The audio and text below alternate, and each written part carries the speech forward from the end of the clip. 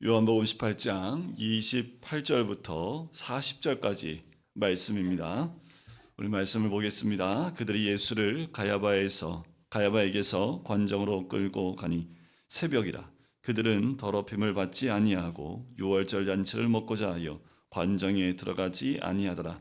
그러므로 빌라도가 밖으로 나가서 그들에게 말하되 너희가 무슨 일로 이 사람을 고발하느냐. 대답하여 이르되 이 사람이 행악자가 아니었더라면 우리가 당신에게 넘기지 아니었겠나이다. 빌라도가 이르되 너희가 그를 데려다가 너희 법대로 재판하라.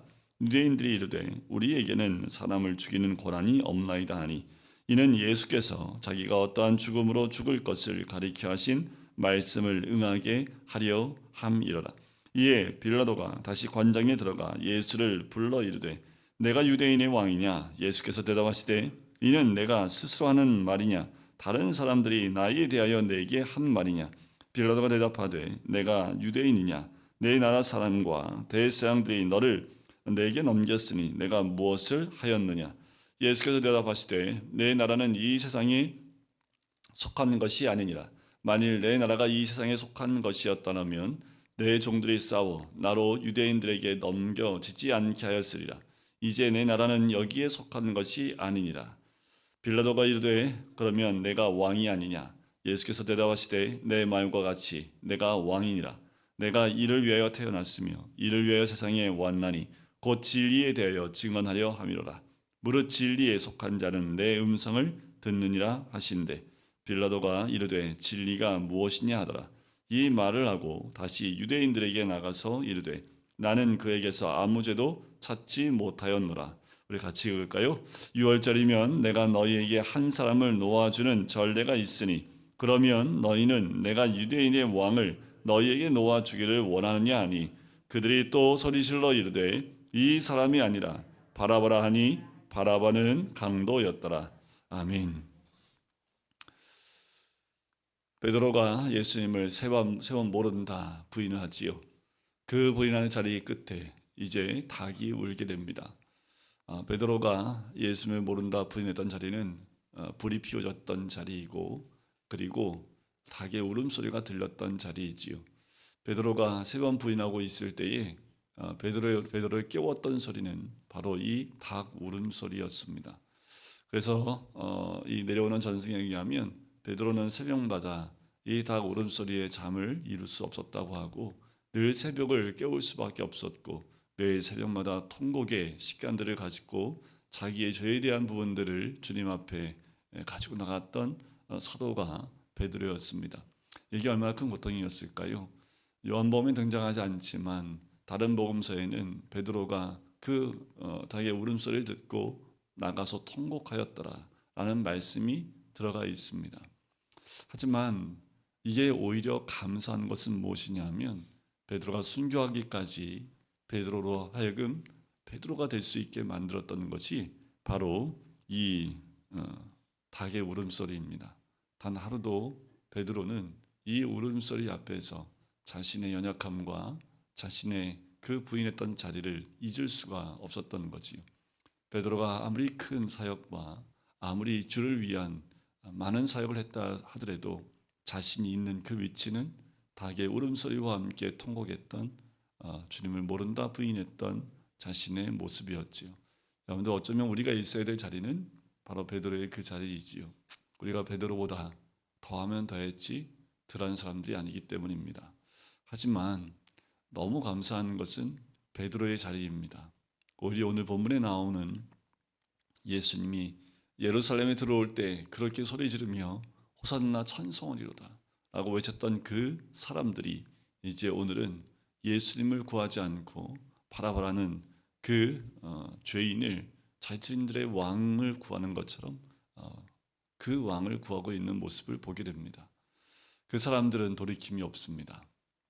그 사람들의 자리에는 이제는 그 사람들을 돌이킬 수 있는 것들이 아무것도 없고 단지 자신의 진정한 왕을 버리고 세상 것들을 성취하고 또 찾아가는 그들의 모습을 보게 되지요.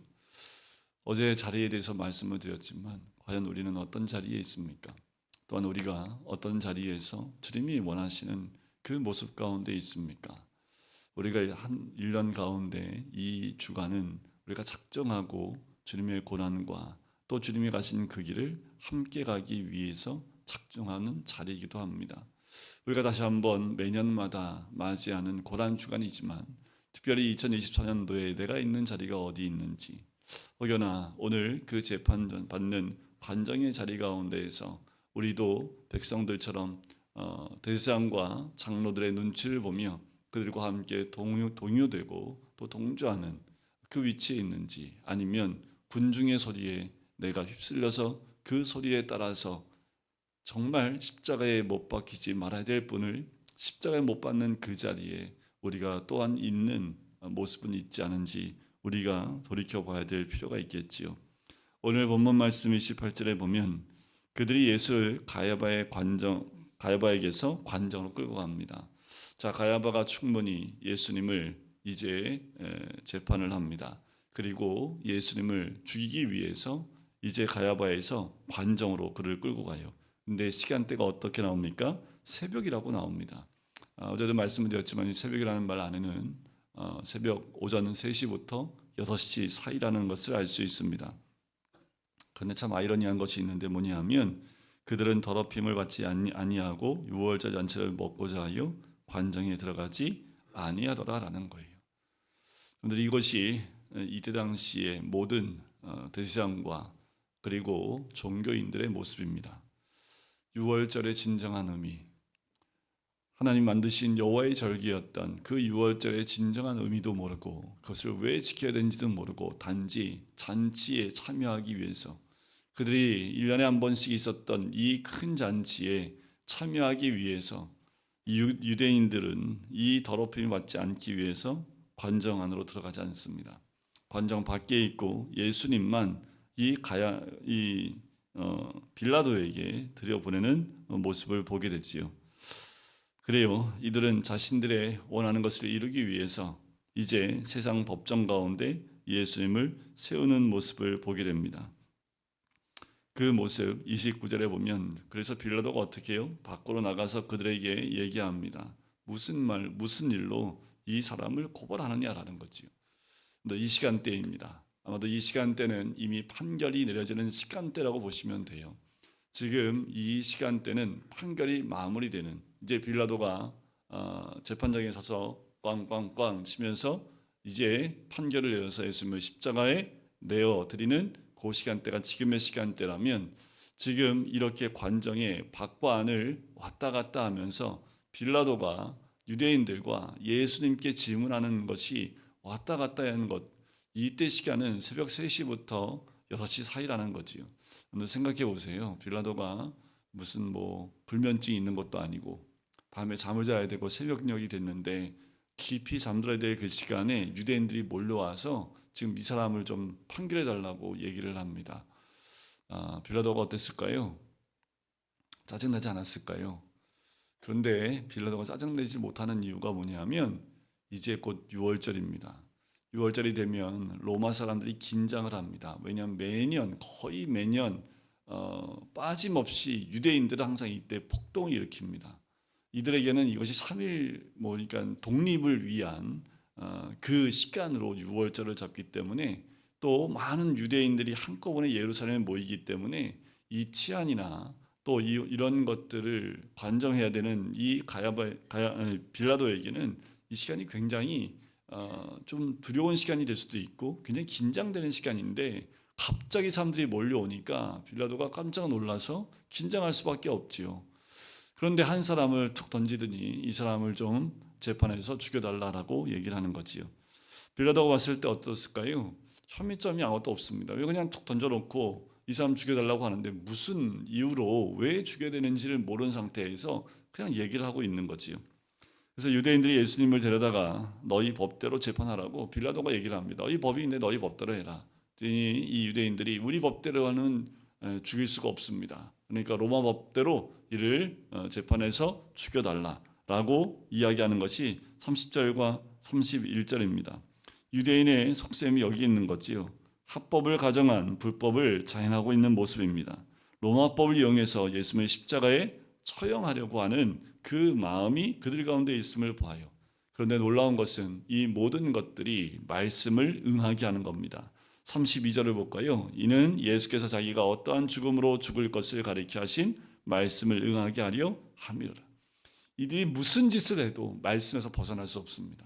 우리가 말씀을 순종하는 사람이 있는 반면에 말씀을 거슬려 무엇인가 하나님 뜻에 반하는 다른 것을 행한다 할지라도 우리 모든 사람은 하나님 말씀 안에 있는 거예요. 이들의 이런 행동들이 결국 하나님의 말씀이 응하게 한다라는 거지요. 우리가 아무리 무엇을 해도 하나님 말씀에서 벗어날 수 없고 주의 뜻에서 벗어날 수 없어요. 예수님을 십자가에 못 박는 것은 이들이 불법을 장애하는 것이지만 이것도 결국은 주님의 말씀을 응하게 하려 한다라는 거지요. 우리가 이래도 저래도 하나님의 뜻을 이루는 삶을 살아갈 수밖에 없다면 우리가 주의 뜻에 순종함으로, 불순종이 아닌 순종함으로 그 뜻을 이루어야 되는 우리의 모습이 되길 간절히 소원합니다. 우리가 무엇을 선택할 때 이런 유대인들처럼 선택하는 것이 아니라 예수님처럼 스스로 주의 뜻을 이루기 위해 몸을 드렸던, 그리고 그렇게 드리고 있는 예수님처럼 말씀에 내 자신을 내어드리는 것, 그것이 바로 십자가의 길을 가는 첫 번째 발자국의 모습이기도 합니다. 유대인들의 행위는 성경 말씀을 행하려, 예언을 이루려 하는 것이지요. 자, 예수님에 대한 재판이 피할 수 없는 정치적 압력임을 이 빌라도는 알게 됩니다. 지금 유대인들은 여론 재판으로 끌고 가려고 하는 거지요. 재판의 내용은 없습니다. 왜 사형을 해야 되는지 내용이 없어요. 그냥 여론으로 몰고 가서 많은 군중에 의해서 예수님을 십자가에 못 박고 처형하는 것으로 몰고 가고 있는 거지요. 자, 이 빌라도가 이거 몰랐을까요? 알았습니다. 그래서 빌라도는 몇 번이나 예수님을 살리려고 하는 노력이 들어가는 것을 보게 됩니다. 자, 만약 당신이 이 재판을 하지 않으면 우리는 이 사실을 로마에게 알릴 것이고 또 당신의 정치 생명은 끝날 것이다라는 뉘앙스의 말을 유대인들이 계속해요. 자, 빌라도의 약한 부분이 이겁니다. 정치적인 부분이에요. 당시에 로마에 있었던 그 로마 사람들 가운데 이 유대인의 총독으로 오는 것을 가장 꺼려했다고 그래요. 왜냐하면 1년에 한 번씩 또 때만 되면 이렇게 폭동을 일으키는 민족이 없었기 때문에 거의 유배지와 같은 곳이 유대인이 살고 있는 이곳에 총독으로 오는 겁니다. 그러니 지금 빌라도가 아마도 많은 부분에서 밀려 있는 상태였던 것 같아요. 그러니까 어떻게 해요? 지금 빌라도는 조용히 넘어가야 합니다. 그런데 이것이 문제화되어지면 빌라도에는 큰일 나는 거죠.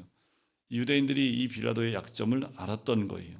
그래서 권력에 약했던 빌라도를 인간적 양심과 정치적 현실 사이에서 고심하게 만드는 거지요. 결국 빌라도가 뭘 선택합니까? 양심을 선택하는 것이 아니라 정치적 현실을 선택하게 합니다. 우리가 믿음 가운데 갈등하는 이유가 뭘까요? 우리는 믿음의 그 양심보다는 세상적인 현실 가운데 이렇게 갈등할 때가 많지요. 우리가 갈등 가운데 늘 주의 것을 선택해 나오면 좋은데 그 말씀과 믿음의 양심을 선택하면 좋은데 우리에게 그 선택보다 세상적인 걸 선택한다면 어쩌면 빌라도의 갈등이 우리 가운데 있는 모습이기도 하지요. 자, 빌라도가 다시 관정에 들어갑니다. 이제 어떻게 해야 될지 몰라서 예수님한테 이제 신문을 합니다. 네가 유대인의 왕이냐? 라고 질문을 해요. 그랬더니 예수님이 답을 하십니다. 네가 스스로 하는 말이냐? 다른 사람들이 나에게 대해서 한 말이냐? 라고 얘기합니다. 이 말씀 듣는데 네가 왕이냐 하면 저는 왕 아닙니다 라고 얘기해야지 이게 지금 신문이 되는데, 근데 왜 사람들이 너를 왕이라고 하느냐 하면서 막 신문을 해야 되는데 지금 네가 말한 것이 네가 한 말이냐? 사실 이게 지금 예수님이 거꾸로 지금 질문을 하니까 지금 이 빌라도가 갑자기 졸립다가 갑자기 지금 당황하기 시작하는 거지요. 자, 빌라도가 대답합니다. 내가 유대인이냐? 이제 거꾸로 됐지요. 지금 신문을 해야 되는데 신문을 당하고 있는 모습으로 바뀝니다. 내가 유대인이냐? 내 나라 사람과 대제사장이 너를 내게 넘겼으니 도대체 넌 무엇하였느냐? 또 질문을 해요. 그때 예수님이 36절에 굉장히 중요한 말씀하십니다. 예수께서 대답하시되 내 나라는 이 세상에 속한 것이 아니니라. 만일 내 나라가 이 세상에 속한 것이었더라면 내 종들이 싸워 나로 유대인들에게 넘겨지지 않게 하였으리라. 이제 내 나라는 여기에 속하는 것이 아니니라. 자, 이제부터 이제 빌라도가 멍하게 되는, 전혀 이해할 수 없는 말씀을 예수님이 하는 거지요. 여러분들 우리는 이해하십니까? 예수님의 이 말씀을 여러분들 이해하십니까? 지금 빌라도가 속한 나라가 있습니다. 네가 왕이 아니냐라는 그 질문에 예수님은 왕이라는 것을 이제 이야기하십니다. 하지만 빌라도가 생각하는 그 나라가 아니라 예수님이 속한 그 나라에 대해서 말씀을 하고 있다는 거지요. 우리가 알지 못하는 이 세상에 속하지 않은 새로운 나라가 있다라는 거예요. 지금 예수님은 그 나라를 얘기합니다. 그 나라는 어떤 나라일까요? 때가 찼고 하나님 나라가 가까이 왔으니 회개하고 복음을 믿으라. 이 말씀이지요. 우리가 이 세상에 속해 있지만 예수님은 이 세상에 속한 분이 아니라 하나님 나라에 속해 있음을 이야기합니다. 빌라도의 세계관에 이 세상 나라가 있고 예수님의 세계관에는 이 세상에 속하지 않은 하나님 나라에 있다라는 거예요. 이 두 나라는 극명합니다. 빌라도의 관점에서 이야기하는 것과 예수님 관점에서 이야기하는 나라가 서로 공존하고 있고 한 공간에 한 이야기가 나오고 있지만 이것이 서로 다른 나라를 이야기하고 있기에 빌라도는 도대체 이해할 수 없는 거지. 빌라도가 이야기하고 있는 세계, 그 나라는 영원하지 않습니다. 그리고 사람이 통치하지요. 그리고 자기 사랑으로 꽉 차 있는 나라가 이 세상 나라입니다. 한국과 한 민족의 핵심 사상은 바로 이 이기심이에요. 민족주의, 자기를 위한 것, 자기 나라가 살아가야 되는 것, 내가 속한 공동체가 살아가는 방법들, 여기에 이기적 욕망 가운데 붙들려 있는 것이 세상 나라입니다. 또한 이 세상 나라는 권력 중심이지요. 권력을 가진 자가 이기도록 되어 있는 것이 세상 나라입니다. 그래요. 빌라도가 생각하는 나라는 이 나라입니다. 하지만 우리 예수님 말씀하시는 그 나라는 우선 영원하지요. 그리고 하나님이 통치하고 다스립니다. 그리고 이기적이지 않습니다. 이타적이에요. 이해할 수 없지요. 예수님 왕이심에도 불구하고 왕이 자기의 생명을 내던지는 그 완전한 이타적인 모습이 드러나는 것이 하나님의 나라입니다. 그리고 육적이지 않고 영적이지요. 천국은 바로 마태복음에서 말하는 하나님 나라는 천국을 의미하는데 성경에서 말하는 하나님 나라가 가까이 왔고 이미 임했으며 곧 완성될 것이다 라고 이야기를 해요. 그 말은 하나님 나라는 과거와 현재와 미래의 그 다양한 시제로 기록되는 특징이 있다는 거지. 그 말은 하나님 나라는 과거, 현재, 미래 동시에 함께 임하는 나라가 하나님 나라라는 거지. 목사님 새벽부터 졸려 죽겠는데 이게 과거와 현재와 미래와 우리도 이해 못해요. 저도 어디에 속해 있기 때문에요. 이 세상 나라에 속해 있기 때문에 늘 하나님 나라에 속한 삶을 사는 것이 아니라 이 땅의 세상의 세계관 가운데 살고 있기 때문에 저도 이런 선포를 하고 있지만 과거, 현재, 미래 동시에 임하는 하나님의 나라를 어떻게 이해할 수 있겠습니까? 내 성경에 나와 있는 그 말씀대로 그러나 내가 하나님의 성령을 힘입어 귀신을 쫓아내는 것이면 하나님의 나라가 이미 너희에게 임하였느니라. 이미 임했습니다. 그리고 임하고 있고 또 앞으로 임할 나라는 것을 말씀하고 있는 거지요. 누가복음 17장에도 보면 바리새인들이 하나님 나라에 대해서 질문을 합니다. 언제 어느 때 임합니까? 그랬더니 하나님 나라는 이미 너희 안에 있느니라 라고 현재적인 하나님 나라를 이야기하고 있지요. 자, 과거, 현재, 미래 동시이면서 우리 안에 있는 나라가 하나님 나라이지요. 지금 그 하나님 나라가 우리 가운데 있습니다. 우리가 세상의 나라 가운데 있지만 우리가 또한 속해 있는 나라는 이 세상에 있지 않은 나라에 우리에 속해 있다라는 거지요. 바로 그 나라는 어떻게 이 땅 가운데 임했습니까? 예수님이 이 땅 가운데 태어나심을 통해서 그 나라는 이미 이 땅 가운데 임하게 됐던 거지요. 누구든지 예수님을 영접하면 그 사람 안에 하나님 나라가 이미 시작한다라는 것을 마태복음은 우리에게 말씀해주고 있는 거예요. 복음서마다 하나님 나라에 대해서 우리에게 말씀해주고 있지요. 그런데 요한복음에는 하나님 나라가 원래 나오지 않았습니다. 요한복음의 주제는 영생이었습니다. 그런데 마지막 예수님의 십자가를 지려고 하는 바로 그 순간에 우리 주님이 하나님 나라에 대해서 얘기하고 있는 거예요. 여러분들 우리가 지금 이 시간에 약간 새벽에서 약간 졸리지만 여러분들 꼭 기억해야 될 건 뭐냐면 예수님이 이제 십자가를 지기 직전입니다. 마지막 순간, 마지막 설교와 같은 말씀을 몇 마디를 하시는 거예요. 얼마나 중요하겠습니까? 빌라도라는 사람을 어쩌면 이 몇 마디를 통해서 그로 하여금 주께로 돌이킬 수 있는 마지막 예수님의 사역이지 않겠습니까? 지금 관정 안에 들어가 있는 예수님은 관정 밖에 있는 유대인들과 접촉점이 없어요. 유대인들을 돌킬 수 있는 방법도 없습니다. 그렇다면 이제 이방인인 빌라도를 만나서 빌라도에게 그 하나님의 나라에 대해서 마지막 이야기하고 있는 거예요. 근데 예수님의 모습은 굉장히 평온합니다.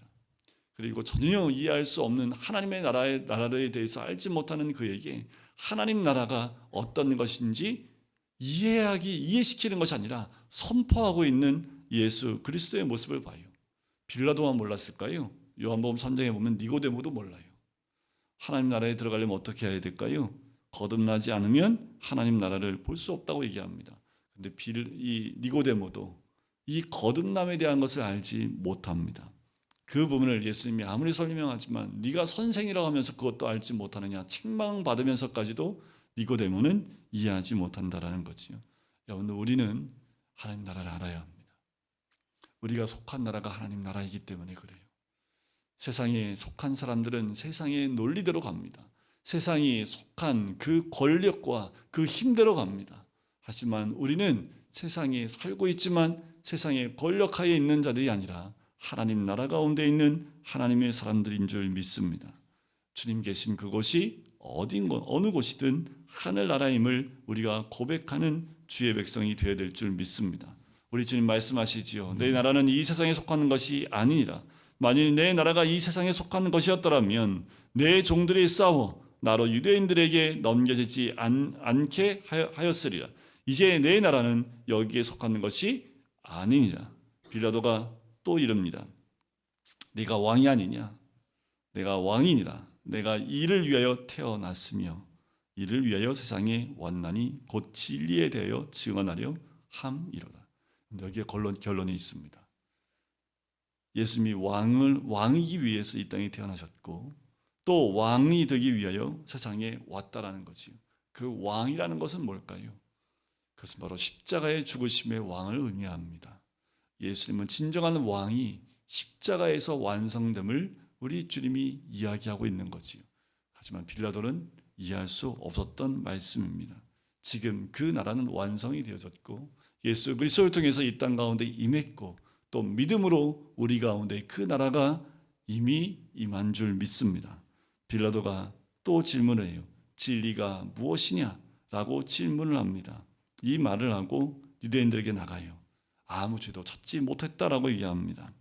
이 세상 나라에서 통용되는 진리가 있고 하나님 나라에서 통용되는 진리가 있지요. 빌라도는 그 진리, 자기가 알고 있는 힘의 진리 외에는 아는 것이 없습니다. 하지만 예수님은 하나님 나라의 영원한 진리에 대해 말씀하시고 빌라도는 이 세상 나라의 진리를 생각하는 거지요. 같은 시간에 한 공간에서 생각이 완전히 다른 거지요. 여러분, 우리가 이 땅에 살지만 우리는 세상에 속한 자가 아니라 하나님 나라에 속한 자에게 이 땅 가운데 하나님 나라를 임하게 하는 역할을 하는 것이 우리들의 삶이어야 되고 또 모습인 줄 믿습니다. 우리를 통해서 예수님이 이 땅 가운데 임하게 하는 것이 우리의 삶이어야 되고 또 우리의 모습인 거지요. 예수님이 걸어가신 이 마지막 발자국 가운데 꾹꾹 발자국 가운데 눌러놓으신 그 발자국의 가장 중요한 것은 하나님의 나라의 그 발자국을 우리에게 마지막에 보여주신 거지요. 그 완성이 뭐라고요? 그것이 십자가입니다. 그 십자가가 우리의 삶 가운데 예수님의 발자국이 꾹꾹 눌려 있어야 우리 가정과 내 일터와 내 삶의 모든 것에서 예수 그리스도의 그 하나님 나라가 온전히 임하게 되는 거지요. 예수님은 그 십자가 위에서 하나님 나라를 온전히 완성한 줄 믿습니다. 빌라도는 그 진리가 무엇인지 이해할 수 없지요. 유대인들은요, 당연히 이해 못하니까 예수님을 십자가에 못 박는 것으로 하나님 나라가 임하게 하는 그 모습을 그들은 모르는 상태에서 예수님을 십자가에 못 박으려 하는 거지요. 여러분, 우리가 오늘 이 새벽에 다시 한번 우리 가운데 임해야 될 하나님의 나라, 예수 그리스도가 우리에게 남겨주신 그 발자취인 하나님의 나라, 그 완성된 하나님의 나라, 예수님의 십자가에서 완성하신 하나님의 나라가 우리의 가슴마다 또 우리의 삶마다 내가 있는 자리마다 완성되어지고 또 그 나라가 임하도록 하는 것이 바로 우리가 이 땅 가운데 살아가야 될 이유인 줄 믿습니다. 이번 한 주간 동안 주님이 우리에게 허락하신 그 하나님 나라의 왕으로 오신 예수 그리스도를 온전한 왕으로 또 우리가 그분의 백성으로 이 땅 가운데 살아가며 그 나라를 이 땅 가운데 임하게 하는 하나님의 크신 은혜가 있기를 주의 이름으로 간절히 축원드립니다.